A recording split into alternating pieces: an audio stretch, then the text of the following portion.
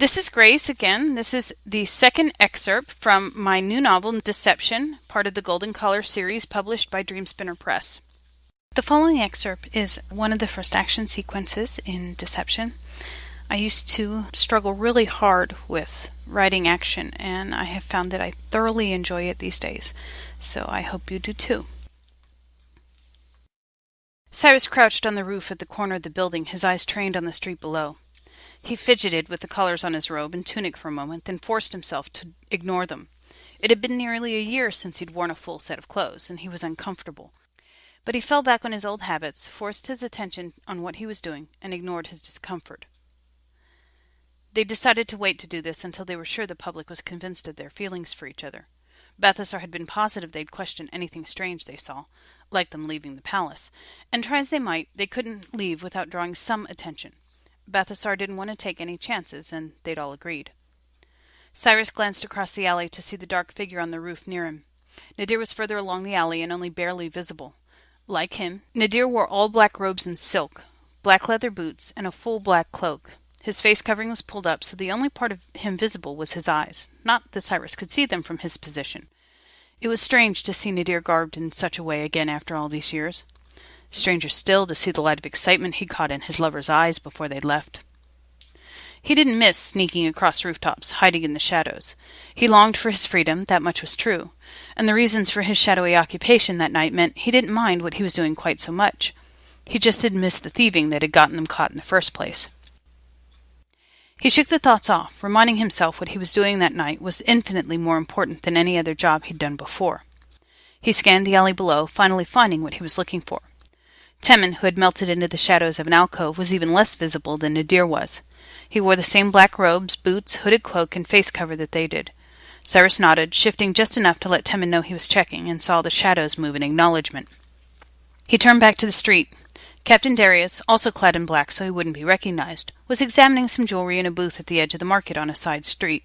Darius glanced over one shoulder and up toward Cyrus, though he knew Darius couldn't see him from there. The captain turned back to the booth, then looked up the street. Cyrus felt the familiar adrenaline hit when Darius raised a hand. He was a little surprised, knowing what this was, but he was glad to know he still had it. He turned to the alley and held up the knife, tilting it to catch the moonlight. He caught one, then two returns. They were ready. He turned back, feeling his senses sharpen, the instincts he remembered having come back. He closed his eyes to listen and filtered out the market sounds. The fishwife on the next street pushing the last of her daily goods, the jeweler, the crowds. He had had a talent for this part of it, for being able to hear. There, he opened his eyes to see the dark blue cloak approach. He watched the head turn, the figure pause, looking behind him, then it slipped into the alley. He followed it, keeping to the roof, watching where it went. Getting ahead just a bit, he paused and listened, then shook his head.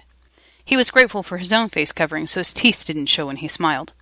Signaling to Nadir, who moved out, he took the slight jump, a climb, and moved over the next roof. His blood pumped faster, and he felt the excitement build as he followed the figure down the alley. They took a quick turn, and he smiled again behind the silk. Quick, but not quick enough. With a hand raise, he made the turn, once more following. A climb, another jump, and when the figure paused, tilting its head, he crouched lower, barely peeking over the edge. The figure shook its head and kept going. Cyrus paused and closed his eyes, listening intently. When he heard what he was listening for, he shook his own head and continued along the rooftops.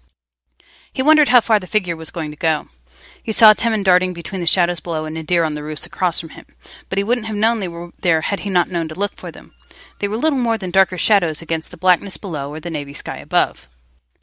He glanced up to see Nadir scaling a wall, rising to the roof one floor up, then crossing the tile before slithering down the other side.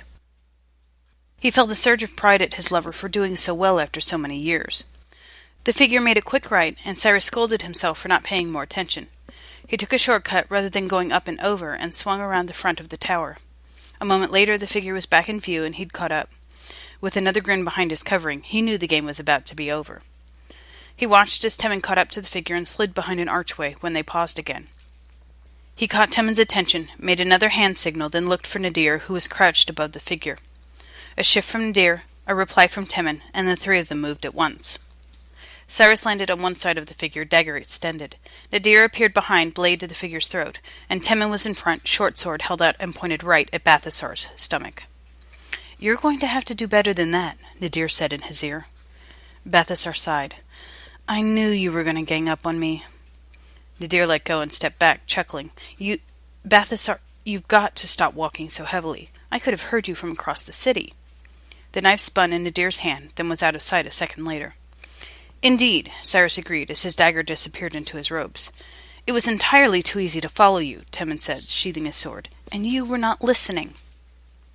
"I am not as good as them, and I could hear you," Darius's voice said from the end of the alley. Balthasar dropped his face into his hand. "This is impossible." "Hardly," Darius countered, stepping out of the shadow. "It will just take more practice," he said, dropping his hand onto Balthasar's shoulder.